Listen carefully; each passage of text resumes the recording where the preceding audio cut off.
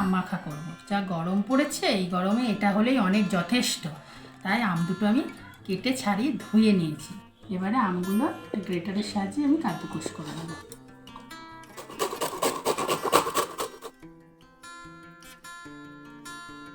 এগুলো আমার গ্রেট করা হয়ে গেছে। এবারে আমি এই মশলাগুলো দিয়ে মাখবো। এখন পাঁচমিশালি ভাজা মশলা, লঙ্কার গুঁড়ো আর চিনি।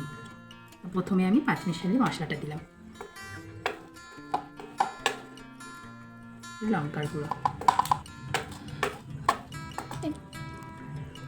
পরিমাণ মতো লবণ, লাগলে পরে আবার দেবো,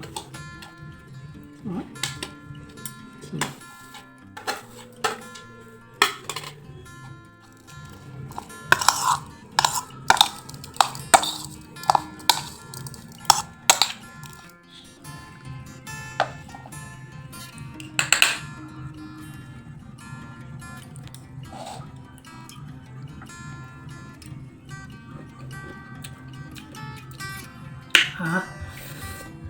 দারুণ।